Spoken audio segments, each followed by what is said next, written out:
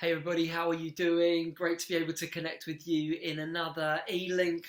We'll be telling you a bit about some great things that have been going on around the world. We've been able to do leadership training. We've been able to be engaged in a conference in Northeast India. This month it's also been a special month for me because this month has been my 40th birthday. Yes, 40 years of age. And it's just such an exciting thing for me because really many of you will know my story and will know that in my teens I never would have even imagined that I would have reached this age. And yet God broke in and God rescued me and healed me when I was on the verge of death and turned my life around and caused me to engage in an adventure that has literally taken my breath away and left me wondering how on earth I could live the kind of life that He has called me to live. And a huge part of that has been engaging with the needs around the world. And I've had the incredible privilege of traveling now to around 45 different countries and just being involved in some incredible works that God is doing with extraordinary heroes around the world, confronting poverty and creating potential and just doing great, great things.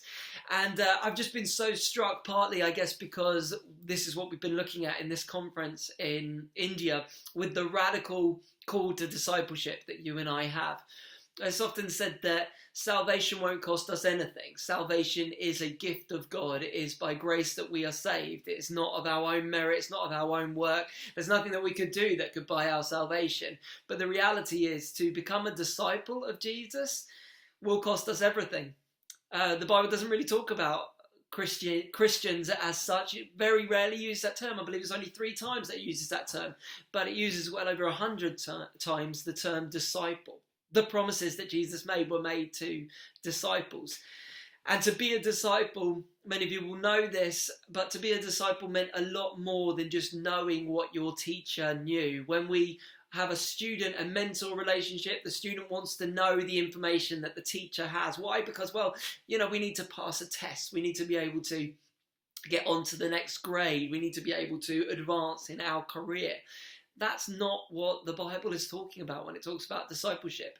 To follow a rabbi meant that you wanted to be just like your rabbi. And there are these terms that are used, a term to be covered in the dust of your rabbi or to sit at the feet of your rabbi. And the idea was that you would drink in their words, that you'd be covered by their presence, that you'd spend so much time with them that you would be in sync with their way of doing, with their way of acting.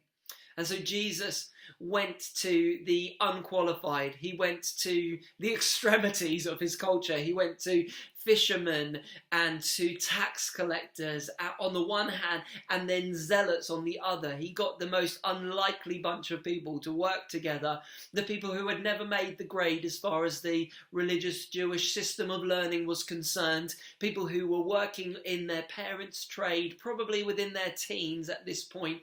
And Jesus goes to them and says to them, "Follow me."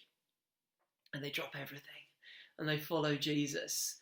Again, Jesus turned the whole thing on its head, because in the ancient world, a rabbi would never go to the disciple and say, "Follow me." A disciple would always have to approach a rabbi and say, "Do you believe that I can follow you?" And what they were really saying is, "Do you believe that I can be like you?"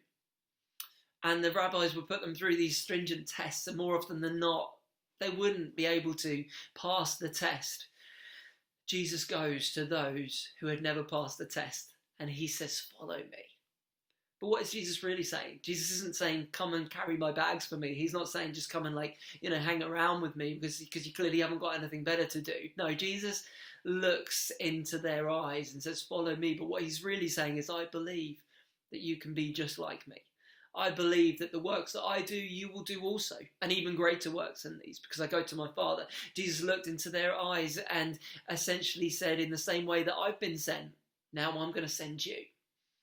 And those 12 unqualified individuals turned the world upside down with the truth of God's love.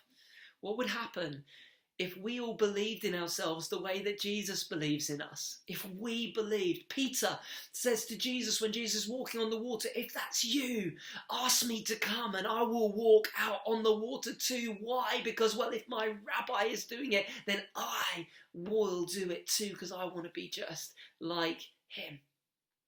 And Peter walks out onto the water and he walks towards Jesus, and then he looks around him, and we know the story. The storm is raging and he begins to sink, and Jesus reaches in and grabs him and says to him, "Why did you doubt?"